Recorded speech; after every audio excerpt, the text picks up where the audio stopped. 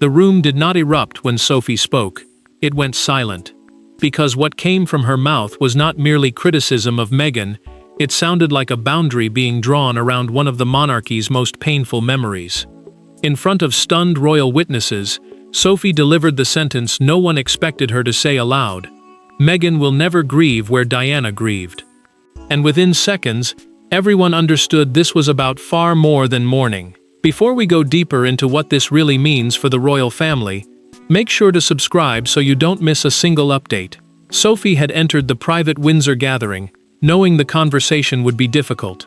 Prince Edward sat nearby as William, Catherine, Charles, Camilla, and senior aides discussed an upcoming remembrance event connected to Diana's legacy. A remembrance event is a formal or private gathering created to honor someone who has died and preserve the meaning of their life. Meghan's name entered the discussion when participation in one deeply symbolic memorial moment was raised. That was when Sophie stopped listening quietly. Sophie repeated her position without softening it. She was not questioning Meghan's right to remember Diana or to speak about what that legacy meant personally. She was drawing a line around one particular royal space, tied to grief, privacy, and the childhood loss carried by William and Harry. The Duchess of Edinburgh, a title held by the wife of the Duke of Edinburgh, placed her hand firmly against the table and made clear that some symbols could not be treated as open territory simply because they carried public meaning. William stiffened immediately. The prince did not interrupt, but everyone understood why the words hit him so hard. Diana's memory was not abstract to him. It belonged to a childhood broken by loss, and Sophie had just spoken directly into the most guarded part of that history. Catherine watched him carefully, sensing that his silence was becoming heavier with every passing second. Edward looked toward his wife with concern, but not surprise. He knew she had not spoken impulsively. Sophie had arrived already convinced that someone needed to say what others were avoiding, and he recognized that determination, even as he understood the consequences. Charles finally broke the tension.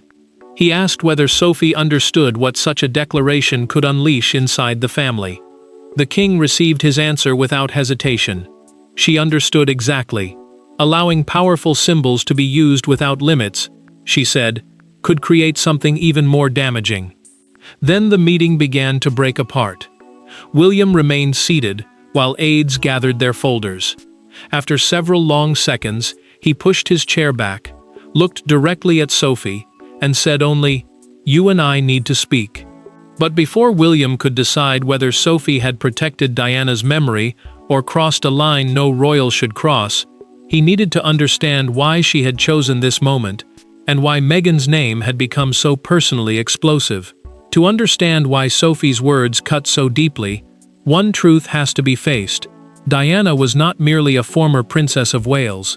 She became a symbol claimed by millions, remembered differently by her sons, the monarchy, and those who entered the family after her death.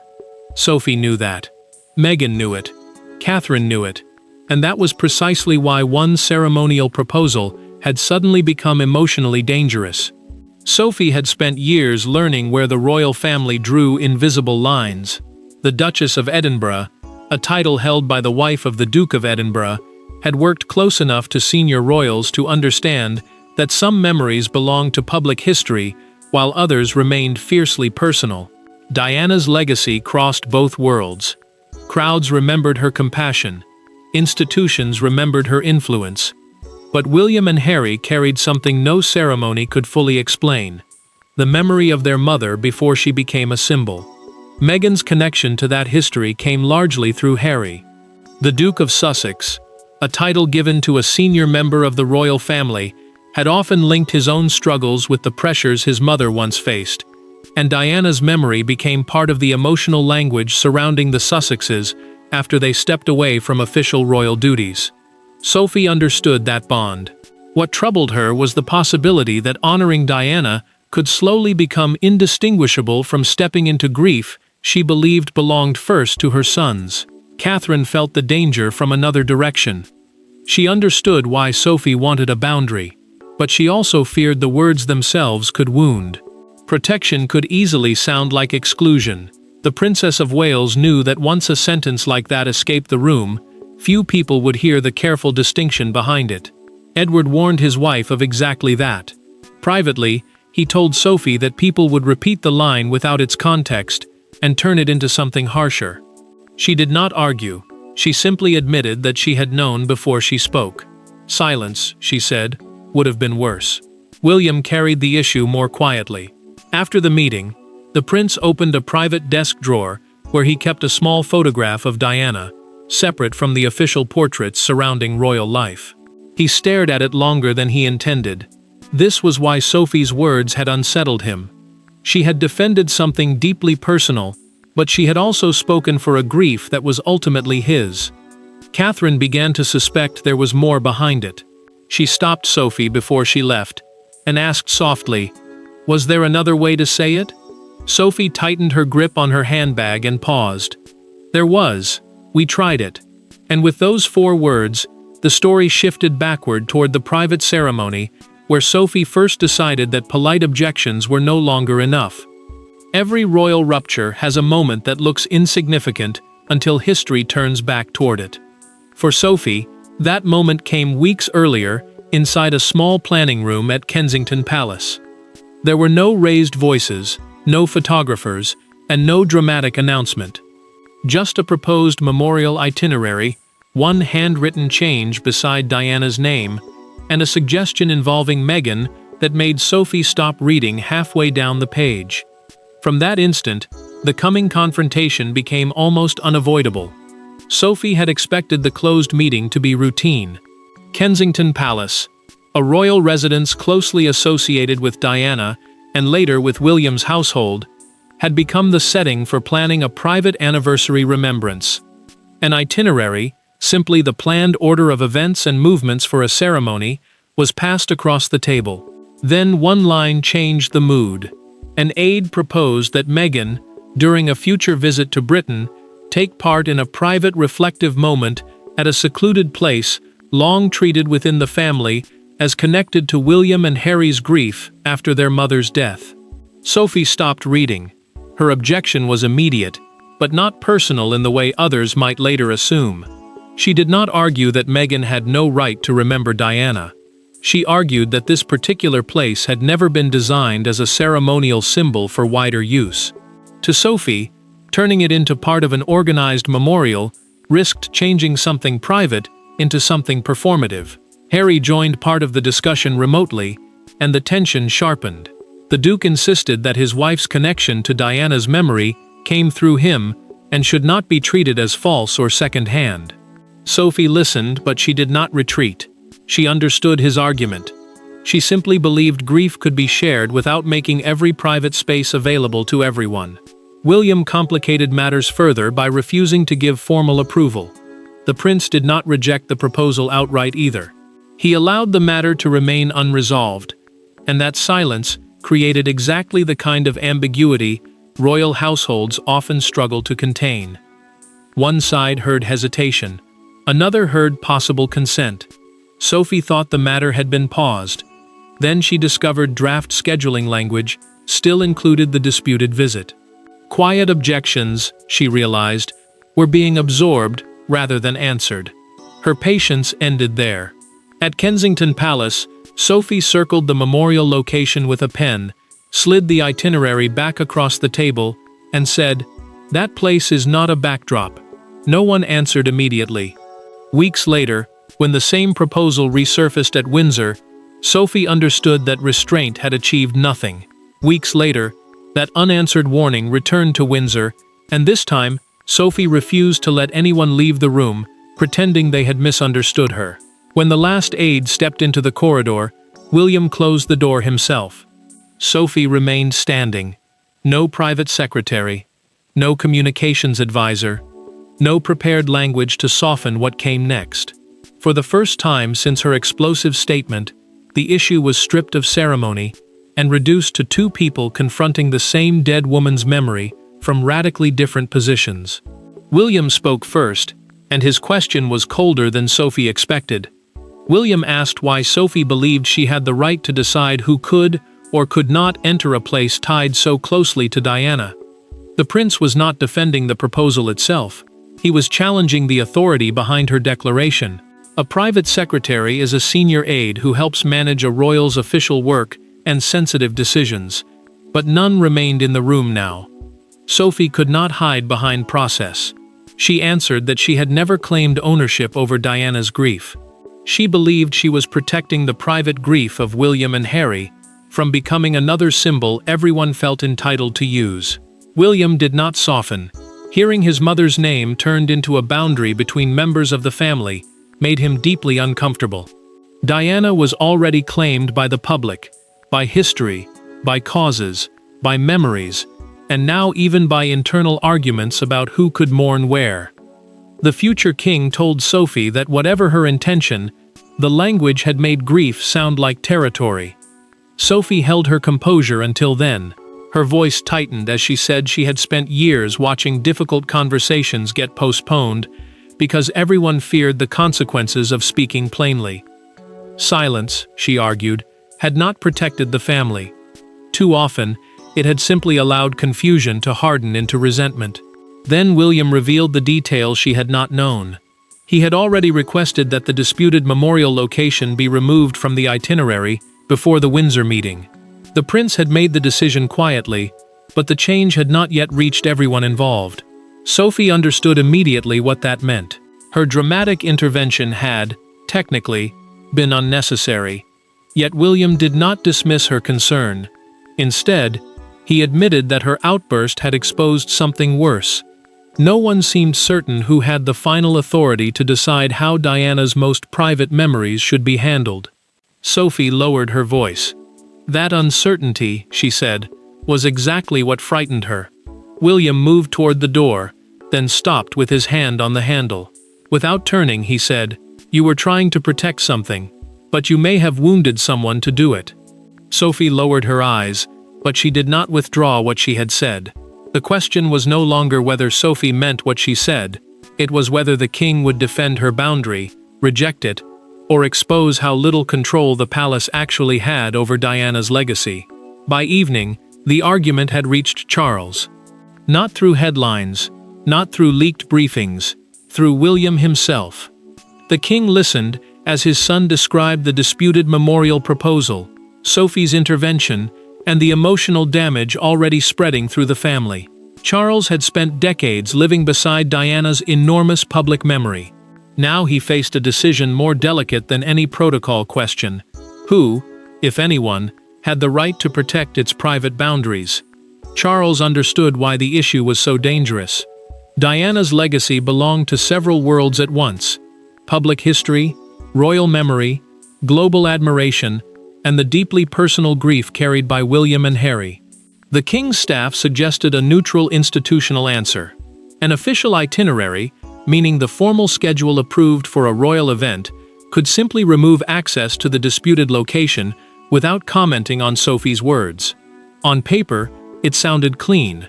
Emotionally, it solved almost nothing. Charles feared exactly what would happen next. Meghan could read the decision as a deliberate humiliation, and Harry would almost certainly see it as another message that his wife remained outside the emotional boundaries of the family. The monarch did not want a private memorial space turned into another battle line. Yet William refused to pretend that avoiding offense was enough. William told his father that hesitation had caused the confusion in the first place. The prince wanted the location protected, but he did not want Sophie's sentence treated as official royal language. That distinction mattered. A boundary around Diana's private memory was one thing. A personal judgment against Meghan was something else entirely.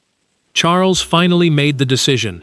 The location would not become part of any official royal itinerary. Access would remain with Diana's sons, and anyone personally invited by them.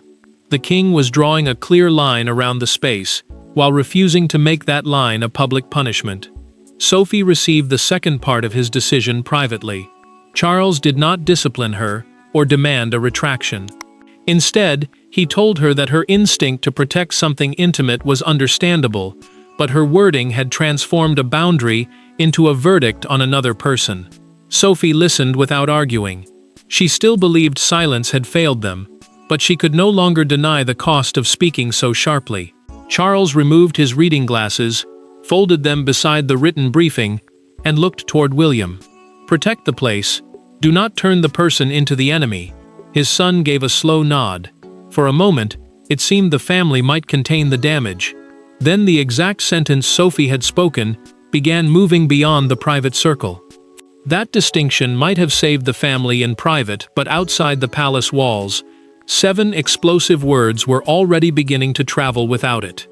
Thousands of miles from Windsor, Meghan did not first hear Sophie's statement from a royal relative. She saw the words repeated back to her on a phone screen. No explanation. No discussion of the disputed memorial space. Only the sentence itself, stripped down to its most brutal interpretation. Meghan will never grieve where Diana grieved.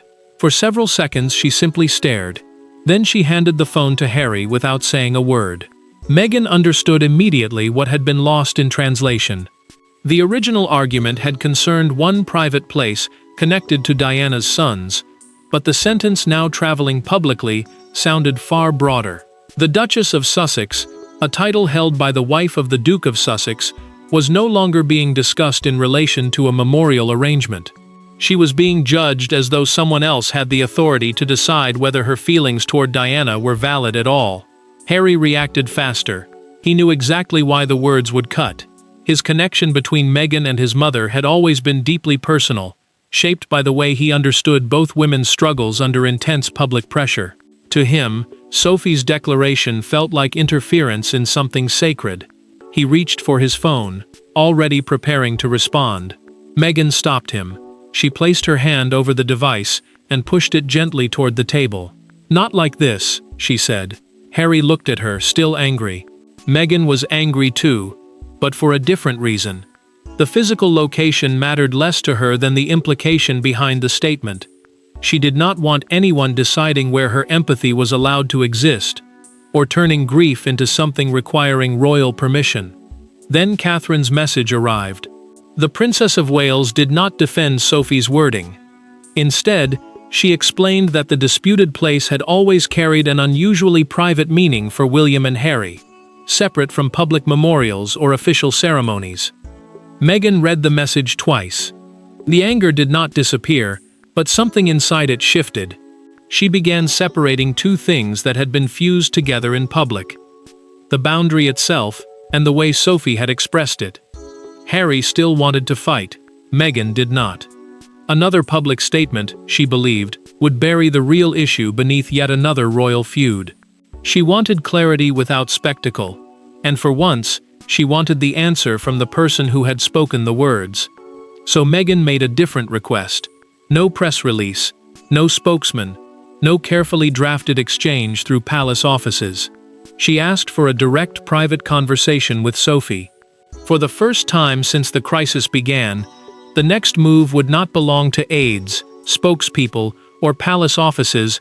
It would belong to the two women whose names had become the center of the storm. There was no palace table between them when Sophie and Meghan finally spoke. No press strategy. No husband interrupting. No official reading back carefully approved language. Just two women confronting the damage caused by one sentence and years of accumulated royal tension behind it. Sophie did not begin by retracting what she believed about the memorial space. Meghan did not begin by demanding an apology. And instead, she asked a devastatingly simple question. "Why did you make it about me?" Sophie answered carefully, because she knew anything evasive would destroy the point of the conversation. The Duchess of Edinburgh explained that the original dispute had been about one private memorial location, and whether it should ever become part of an official ceremonial plan. An official ceremony, meaning an event formally organized or recognized by the royal household, could transform a deeply personal place into something symbolic for public use. Sophie had believed that crossing that line would betray the privacy William and Harry had carried since Diana's death. Meghan listened without interrupting. The Duchess of Sussex admitted that she had not fully understood how personal the location was when the proposal first emerged. But understanding the boundary did not erase the wound caused by Sophie's words. Meghan told her that saying she would never grieve where Diana grieved had sounded like something much larger than protecting a place. It sounded like a judgment on whether her connection to Diana through Harry was real enough to deserve respect. Sophie finally allowed the hardest truth into the room. She admitted that frustration had overtaken precision. After seeing the disputed proposal survive earlier objections, she had personalized a boundary that should never have been personalized. Then Sophie made the concession Meghan had been waiting to hear. The location could remain private. Access could be restricted. But no member of the royal family, Sophie included, had the authority to decide who was allowed to grieve Diana. Meghan's anger shifted at that moment. She said she no longer wanted to visit the disputed place anyway, not because Sophie had forbidden her, but because she now understood why William and Harry might want it left outside ceremonial use. That distinction changed everything. Silence followed before Sophie spoke again. "I should have protected the boundary without judging the person." Meghan looked down, then answered quietly, "That is all I needed you to understand." Neither woman pretended years of tension had disappeared. But they agreed on one final point. Any public clarification would protect the privacy of the memorial space without humiliating either woman. Their private confrontation had ended with something close to understanding, but outside that room, Britain had already turned Sophie's sentence into a national argument about Diana, Meghan, grief, and ownership. By morning, Sophie's sentence belonged to everyone except the people who had actually lived the argument. Television panels dissected it. Commentators chose sides. Social media transformed a private dispute about one memorial space into a referendum on Meghan's place in Diana's legacy. Yet amid the noise, one image outside Kensington Palace revealed something more complicated. Strangers were laying flowers beneath Diana's name while arguing quietly about who had the right to mourn her. British broadcasters split almost immediately. Some presented Sophie as a woman defending a private royal boundary before it became another public symbol. Others focused on the cruelty people heard in the words themselves. Palace officials tried to narrow the argument by stressing that certain places connected to Diana remained private family spaces. A palace clarification, meaning an official effort to explain the royal household's position without issuing a full statement, avoided endorsing Sophie's original language. But the damage had already escaped that distinction. Sophie watched the coverage with Edward beside her. The Duchess of Edinburgh heard her sentence replayed again and again, until the context seemed to disappear entirely. Edward finally turned off the television after the 6th repetition.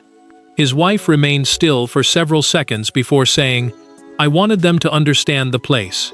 "They heard the person," he replied. That answer hurt, because Sophie knew he was right. She had intended to defend one boundary. Instead, millions now heard a verdict on Meghan herself. Meghan faced the opposite side of the storm. Commentators debated whether she deserved any connection to Diana, reducing an emotional relationship tied to Harry into a public test of legitimacy. The Duchess of Sussex refused to answer that argument.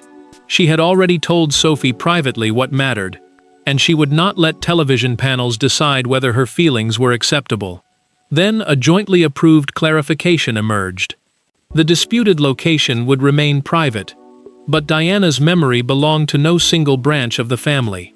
The wording was brief, but the meaning was deliberate. Privacy could be protected without claiming ownership over grief. Outside Kensington Palace, the debate became something more human. A newspaper front page carried Sophie's sentence in enormous lettering above contrasting images of Diana and the royal woman who had spoken it. Nearby, a woman placing white roses was asked by a television reporter what she thought. "A place can be private. Grief cannot." William later saw that sentence quoted and stopped reading. It captured in 6 words what the family had spent days failing to express. And that painful difference between defending a place and condemning a person would ultimately determine how the royal family chose to close the crisis. The final resolution did not come through victory. Sophie was not declared right. Meghan was not declared wrong. William did not hand anyone ownership of Diana's memory because, in the end, That was the truth everyone had been forced to confront. There was nothing to own. There were private places that deserved protection. There were sons whose grief required respect. But Diana's emotional legacy could not be guarded like a crown jewel or inherited like a title. William settled the practical question first. The disputed memorial location would remain outside official itineraries and accessible only according to the wishes of Diana's sons. An official itinerary is the formal schedule approved for a royal engagement or ceremony, and keeping the location outside that structure mattered because it prevented private grief from becoming part of public royal programming. Charles supported the decision, but the king made one point unmistakable. This was about family privacy, not a punishment designed specifically for Meghan. Sophie accepted that distinction. In a final private message, the Duchess of Edinburgh acknowledged that her original sentence had crossed beyond defending the location. She still believed the place needed protection, but she admitted that her wording had made grief sound conditional, as though belonging to Diana's memory could be granted or denied. Meghan answered without reopening the argument. She respected the private nature of the place and had no intention of challenging William or Harry over something so closely tied to their childhood loss. The Duchess of Sussex understood now that stepping back from one location did not weaken the emotional connection Diana held within her husband's life. Harry reached the same conclusion from another direction. Protecting his mother's memory did not require every place connected to her to become accessible to everyone he loved. That realization removed the argument's most painful contradiction. William refused to let the crisis harden into another permanent family division. He told Catherine that Diana had spent much of her life being turned into competing stories, each side claiming to understand her better than the next. The prince would not allow her death to become another weapon. Later, William returned to the private desk, where the small photograph of his mother remained inside a drawer. He looked at it briefly, then closed the drawer again. Some memories, he understood, did not become less sacred because nobody else could see them. That became the final verdict. Private places could have boundaries. Grief could not. Sophie had tried to defend the place where Diana's sorrow still felt private. Meghan had defended her right to feel connected to the woman who shaped her husband's life. In the end, neither woman owned that memory, and neither needed to. The palace protected the place, the family reclaimed the meaning, and Diana's legacy emerged from the conflict where it always belonged. Beyond possession, beyond rivalry, and beyond anyone's power to decide who is allowed to grieve. Thanks for watching. Please don't forget to like and subscribe, and we will see you in next one.